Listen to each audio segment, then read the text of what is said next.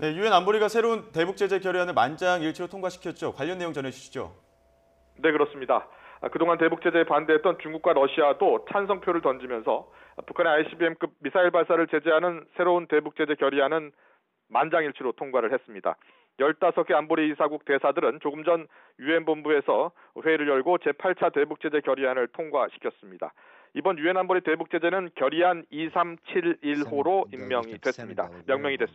지난 4일과 28일 북한의 ICBM급 탄도미사일 발사에 대한 국제사회의 응징이라고 볼 수 있는데요. 안보리는 그동안 7차례의 대북 제재 결의를 통해서 북한의 핵과 탄도미사일 개발의 중단을 촉구한 바 있습니다. 이번 결의안 통과로 북한은 더욱 강력한 제재를 받게 됐습니다. 특히 수출에 큰 타격을 받을 것으로 예상이 되는데요. 니키 헤일리 미국 유엔 대사는 이번 안보리 결의가 북한 수출의 3분의 1이 줄어들 것이라며 가장 강력한 결의가 될 것이라고 강조했습니다. 또한 국제사회에 단호한 메시지를 북한에 보낸 것이라며 특히 제재안 합의에 적극 나선 중국에 감사를 표하기도 했습니다. 헤일리 대사는 지난달 긴급회의에서 중국과 러시아를 향해 북한을 선택할 것이냐, 미국을 선택할 것이냐면서 강력한 압박을 가했고 더 강한 제재가 없으면 회의를 열 필요가 없다고 경고하기도 했습니다. 결국 중국과 러시아가 미국의 압박에 새로운 대북 제재 결의안에 동의하면서 북한에 대한 새로운 제재가 안보리를 통과하게 됐습니다.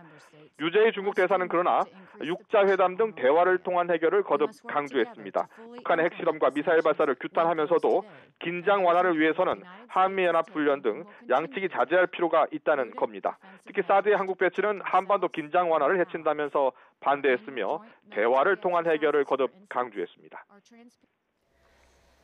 네, 그렇다면 새로운 제재안 내용을 조금 더 자세히 알아보도록 하겠습니다. 수출이 3분의 1이 줄어들 것 같다고요?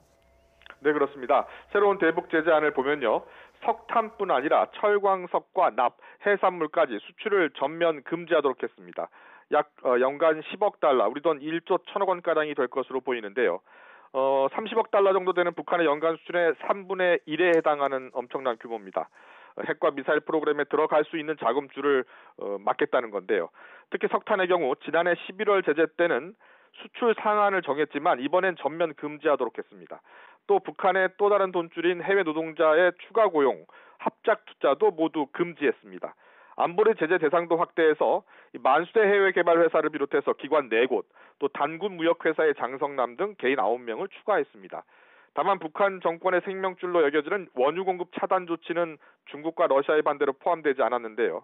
하지만 니키 헤일리 미국 대사가 이번 제재가 끝이 아니라 시작이라고 밝혀 북한이 추가 도발에 나설 경우 검토할 수도 있다는 뜻을 간접적으로 내비쳤습니다. 지금까지 뉴욕에서 YTN 김영수입니다.